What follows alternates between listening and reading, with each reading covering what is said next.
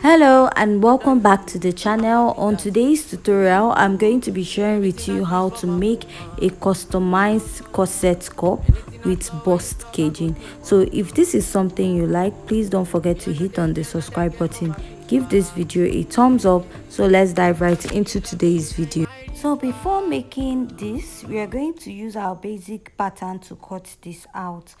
Now I have marked the shoulder to bust and under bust, and I also went ahead to find the chest line, just like your shoulder to bust divided by 6 plus 1.5. So if you normally watch my video, you're going to know how to draft this. So after that, I'll go ahead to mark my nipple to nipple divided by 2, and I'll be adding 0.25 to it.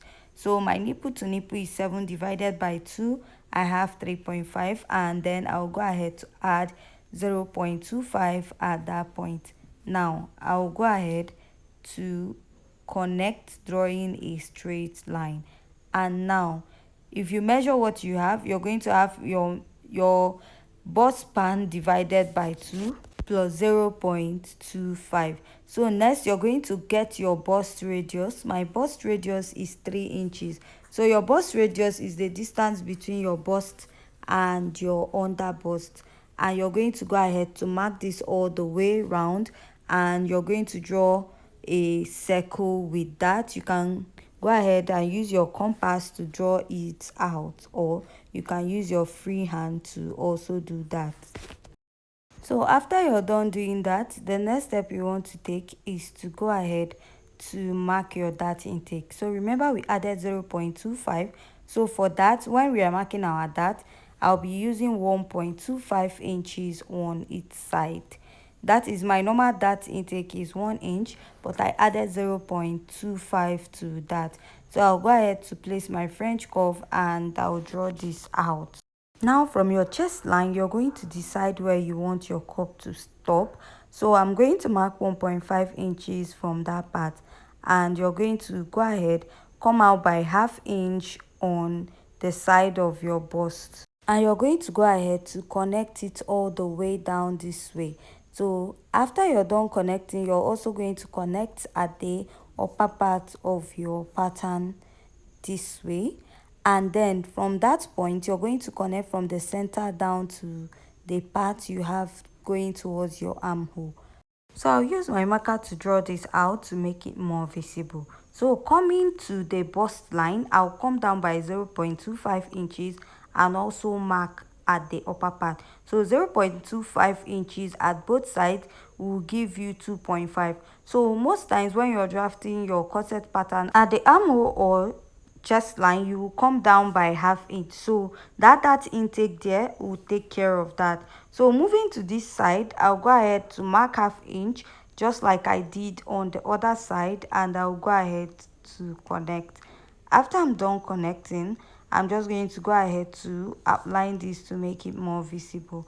Next, from my chest line, I'm going to come down by ½ inch, just like when you're marking your normal corset, and you also go in by ½ inch and go ahead to connect all the way.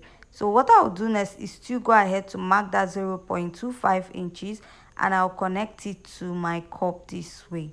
So after marking this, you're going to replace it on this part, and to do that you're going to go ahead to add back that ½ inch. So if I measure what I have there, I have 1 inch, and then adding ½ inch back, I have 1.5. You notice that the line I drew there is up to the chest line. Before it was below the chest line with ½ inch.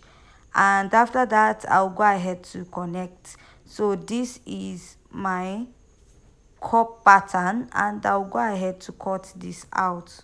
So at this point, if you haven't yet subscribed to my YouTube channel, please hit on the subscribe button. Don't forget to give this video a thumbs up, and if you have any question, please don't forget to leave it at the comment section. So I've gone ahead to use the pattern to cut this out. So I cut out a light wadding. If you don't want to use a light wadding, you're going to use an air stay, and you're going to go ahead to double it, iron it up to 3 times on your pattern. So, and I also went ahead to cut out for the lining piece of this pattern. So now I'll go ahead and join my pattern. To join your pattern, I'm going to go ahead to unpin this pattern and make sure that you place it accordingly. If not, if you mismatch the pattern, it will be difficult to get the result that you want. Now I'll go ahead and take the part that is for the main fabric, and I'll be ironing my light wording on it. And for the lining piece, I'm going to go ahead to use an estee. So you'll be doubling the estee to give it a stable effect. So I'll go ahead and place my cup, and I'll go ahead to iron it all out. So this is it. I've gone ahead to iron this. This is the main piece, and this is the main piece, and the other part is the lining part, which I ironed stay to. So I doubled my stay to have a more stable effect on the fabric. So now I'll take the lower part and I'll place it and stitch with 1/2 inch. And after I'm done stitching, this is what I have. So on the upper part, I'm just going to fold this to get the midpoint. That if you're finding it difficult to join, just go ahead to find the midpoint place, and you're going to stitch with 1/2 inch all the way to the other side, and you're going to also repeat this at the other side of your pattern. So I've gone ahead to stitch this, and this is what I have. And the next step is just to go ahead to trim out the excess. After I'm done trimming out, this is what I have. So I'll repeat the same process on the lining piece of this corset cup. So after I was done pinning, I went ahead to merge both of them together. This is to make sure that I have the same exact effect on the cup and the same size. So the next step I'll take is to go ahead also to trim out the excess, and also make sure that you iron out your cup. After ironing, I'll also place another stay on it, double it, and I'll iron it out.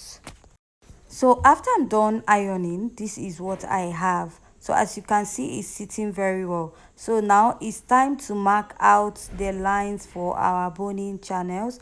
So I'm going to do 2 at this part. You can do more than 3. The more boning you add, the more structured your cup becomes.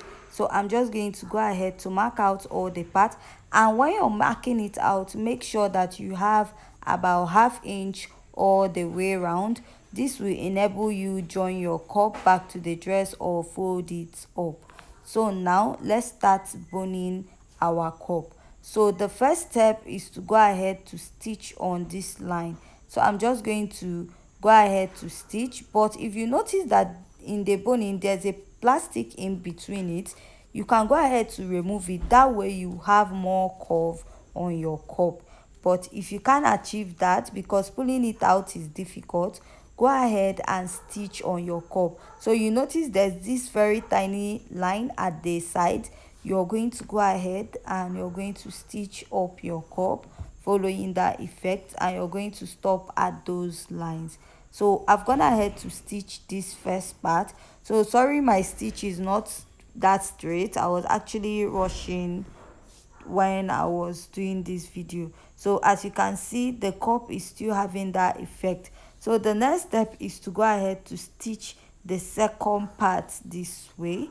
You're going to place and stitch, and also stitch on the other side of the cup. So I'm done stitching on this. So this is what I have, and if you notice that the cup is getting deeper this way, the next step is to go ahead to sew the boning that you have for this side. Now you're going to place and bend your boning this way. So to make this easier for you, you can go ahead to pull out 1 or 2 straps of those fishing line or whatever that is in between your boning, but that is very difficult to do. Actually, it takes a lot of time, but if you have the patience, you can go ahead to pull it out before going ahead to sew your boning. So after I'm done sewing, this is what I have. So we are going to sew the last part of this boning. But before that, go ahead and iron your cup very well. This is very important. Ironing is very important when you're making this, and make sure that it's taking the same shape with the other cup. So now for the last part, you're going to place your boning and you're going to sew at the upper part of this cup. So here it is, I'm done sewing and this is what I have. So my bust is not so big, my bust is just 33, so that's why mine is not that deep. It takes the shape or size of your bust. So we are going to be turning this with the front or the front part of this, and make sure that you place your the front part with the lining very well. Make sure that it aligns, and you're going to go ahead to pin it. Is very important before you go ahead to stitch this. And also when you're stitching, make sure you don't go ahead to stitch on the boning. So if you have any question, please go ahead to leave it at the comment section.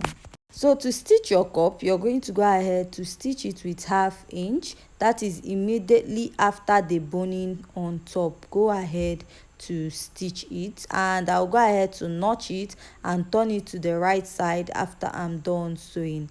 So this is it. I've gone ahead to turn it to the right side. I also notched it, and this is what I have. As you can see, this is my cup and it's standing very well. So I don't have much bust, that's why my cup is very small. So you can just go ahead and do yours and see what your final result is like. So after this, I went ahead to heat up my iron, because you're going to go ahead to iron it. I've been ironing inside, so I just decided to show you the last result and how you're going to iron it. So make sure that you iron it very well, and if you're done ironing, you will notice that your cup will be standing or sitting very well without even being attached to the dress. So there are different ways to attach this. You can go ahead and attach this to your dress with 1/2 inch. That 1/2 inch you left at the lower part. Another way to do this is to go ahead and fold in with 1/2 inch at the sides of your cup, top stitch it before you go ahead to add it to your dress. So you can just go ahead to run a stitch on it so that the edges will be neat, or you can use a bias after you're done sewing it to your dress, or you can just use a bias to pipe it all the way round. So if you place your cup on a flat surface, you will notice that it is sitting or standing very well. So this is the effect after you've added structure to your cup. So this is the end of my tutorial, and if you find this video very interesting and educative, please don't forget to hit on the subscribe button, give this video a thumbs up, and also join us in our next video.